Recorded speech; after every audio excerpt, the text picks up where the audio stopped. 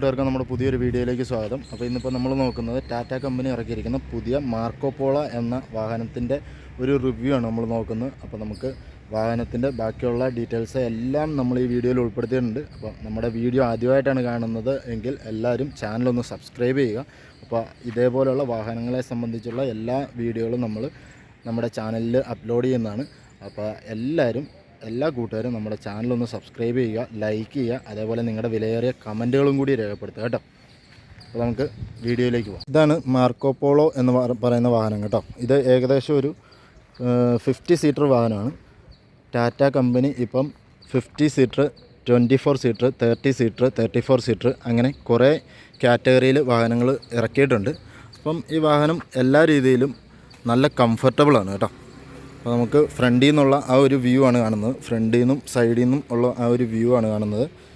അപ്പോൾ ഈ വാഹനത്തിന് വരുന്നത് ചെറിയ റേഡിയൽ ടയറുകളാണ് കേട്ടോ വരുന്നത്, ചെറിയ ടയറുകളാണ്.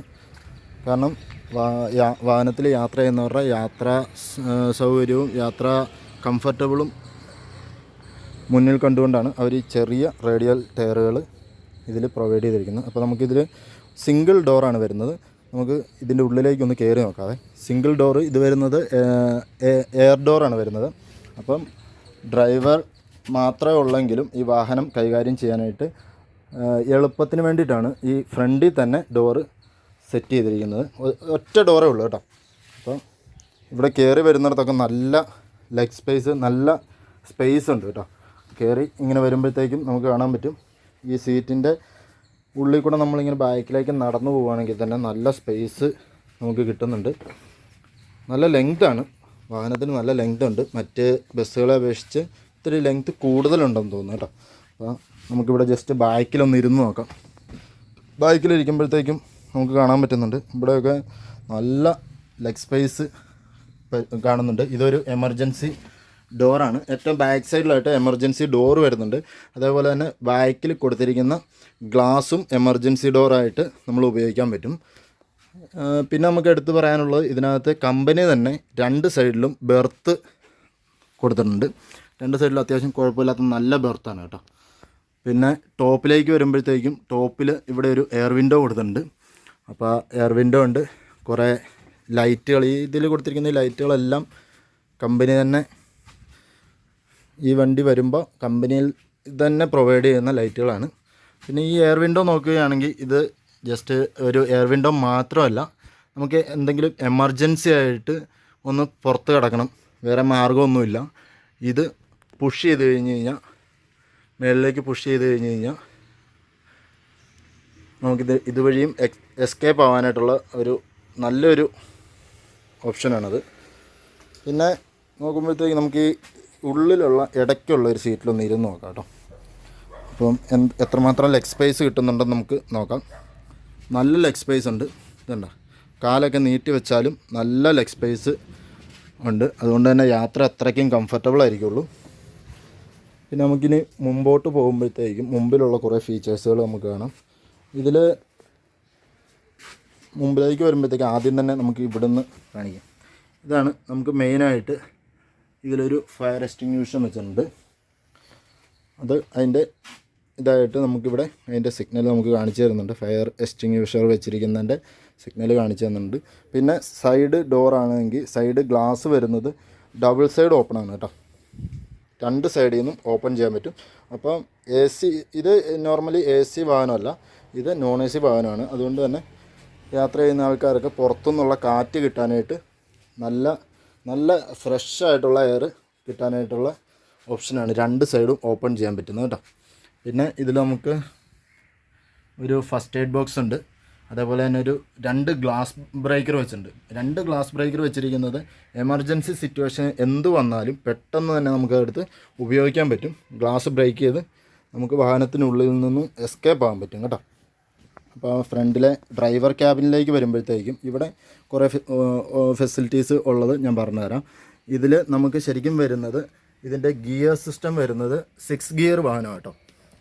കുട്ടി ഗിയറാണ്, കാറിൻ്റെ പോലെ തന്നെ ചെറിയൊരു കുട്ടി ഗിയറാണ്. അതേപോലെ തന്നെ സ്റ്റിയറിങ്ങും കാറിൻ്റെ പോലെ തന്നെ ചെറിയൊരു സ്റ്റിയറിങ്ങാണ്. മറ്റ് വലിയ ലൈലാൻഡ് വാഹനങ്ങൾ, ഐഷറിൻ്റെ വാഹനങ്ങൾ, അതേപോലെയുള്ള ടാറ്റയുടെ തന്നെ ഉണ്ട് വലിയ ബസ്സുകളൊക്കെ ഉള്ളതെല്ലാം 49 സീറ്റർ ബസ്സുകളുള്ളതെല്ലാം സ്റ്റിയറിങ് ഭയങ്കര വലുപ്പമായിരിക്കും, നിങ്ങൾ കണ്ടിട്ടുണ്ടാവും. പക്ഷേ ഈ വാഹനത്തിന് കൊടുത്തിരിക്കുന്നത് നല്ല ചെറിയ സ്റ്റിയറിംഗ് ആണ് കേട്ടോ. അതുകൊണ്ട് തന്നെ നമുക്ക് ഹൈവേ റോഡുകളിലൊക്കെ കാറ് ഓടിക്കുന്ന ആ ഒരു ലാഘവത്തോടെ നമുക്ക് വാഹനം ഓടിക്കാൻ പറ്റും.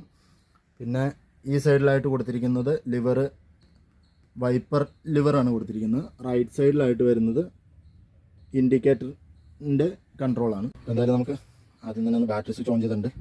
ഇനി ഇതിൻ്റെ ക്ലസ്റ്റർ, അതായത് ക്ലസ്റ്റർ എന്ന് പറഞ്ഞു കഴിഞ്ഞാൽ എല്ലാവർക്കും ചിലപ്പോൾ മനസ്സിലാവില്ല, അതുകൊണ്ട് തന്നെ ഞാൻ പറയാം. നമുക്ക് മീറ്റർ ഉണ്ടല്ലോ, ഫ്രണ്ടിലത്തെ മീറ്ററിൽ ചാവി സ്റ്റാർട്ട് ചെയ്യുമ്പോൾ തന്നെ നമുക്ക് കാണാൻ പറ്റും എല്ലാ സൂചികളും ഒന്ന് ഫ്രണ്ടിലേക്ക് ഇതായിട്ട് ബാക്കിലേക്ക് തിരിച്ചു വരുന്ന കാണാൻ പറ്റും. അപ്പോൾ ഇതിനകത്ത് കുറേ വാണിംഗ് ലൈറ്റുകൾ കാര്യങ്ങളെല്ലാം കൊടുത്തിട്ടുണ്ട്. അപ്പോൾ ആ വാണിംഗ് ലൈറ്റുകളെല്ലാം നമ്മൾ ഇഗ്നിഷൻ ഓൺ ചെയ്യുമ്പോൾ തന്നെ നമുക്ക് കെടുന്നതായിട്ട് കാണാൻ പറ്റും. അഥവാ ഏതെങ്കിലും വാണിംഗ് ലൈറ്റുകൾ യെല്ലോ കളറിലോ റെഡ് കളറിലോ നമുക്ക് കാണാൻ സാധിക്കുന്നുണ്ടെങ്കിൽ അത് അടുത്ത സർവീസ് സെൻ്ററുമായിട്ട് ബന്ധപ്പെട്ട് അതിൻ്റെ എന്താണ് കംപ്ലയിൻറ്റ് എന്നുള്ളത് ക്ലിയർ ചെയ്തിട്ട് മാത്രമേ നമ്മൾ ഈ വാഹനം മുന്നോട്ട് കൊണ്ടുപോകാൻ പാടുള്ളൂ. കാരണം ഫുള്ളും സെൻസറിൽ സപ്പോർട്ടോട് വർക്ക് ചെയ്യുന്ന വാഹനമാണ്, ടോട്ടലി സെൻസറാണ് കേട്ടോ. അപ്പോൾ ഇതിൽ നമുക്ക് കാണാൻ പറ്റുന്നത്, ഇത് നമുക്ക് വരുന്നത് സ്പീഡോമീറ്റർ, അതിൻ്റെ നേരെ താഴത്തായിട്ട് അതിൻ്റെ നമ്മുടെ ഫ്യൂവൽ വരുന്നുണ്ട്. തൊട്ടപ്പുറത്തായിട്ട് RPM മീറ്റർ വരുന്നുണ്ട്. അതിന് നേരെ താഴത്തായിട്ട് വാഹനത്തിൻ്റെ ടെമ്പറേച്ചർ, അതിൻ്റെ തൊട്ടടുത്തായിട്ട് നമുക്ക് കാണാൻ സാധിക്കുന്ന ഈ 2 ബാർ കാണുന്നുണ്ടാവും. അപ്പോൾ ഈ 2 ബാറും വാഹനം നമ്മൾ എടുത്താൽ ഉടനെ തന്നെ ശ്രദ്ധിക്കേണ്ട, എല്ലാ വലിയ വാഹനങ്ങൾ ഓടിക്കുന്ന ആൾക്കാരെല്ലാവരും ശ്രദ്ധിച്ചിട്ടേ വാഹനം എടുക്കുകയുള്ളൂ. എങ്കിലും ഞാനൊന്ന് ജസ്റ്റ് ഓർമ്മിപ്പിക്കുന്നേ ഉള്ളൂ.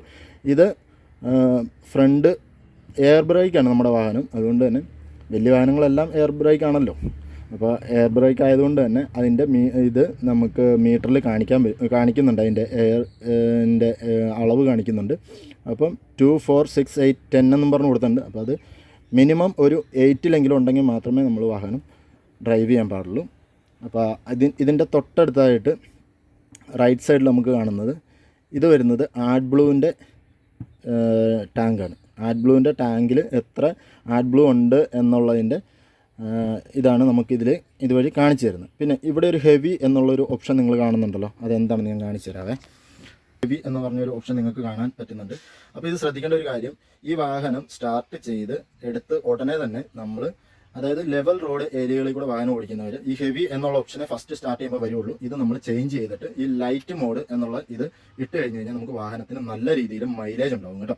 അപ്പോൾ ഇത് ഹൈവേകളിൽ മാത്രം യൂസ് ചെയ്യാനായിട്ടുള്ളതാണ് ലൈറ്റ് മോഡ്.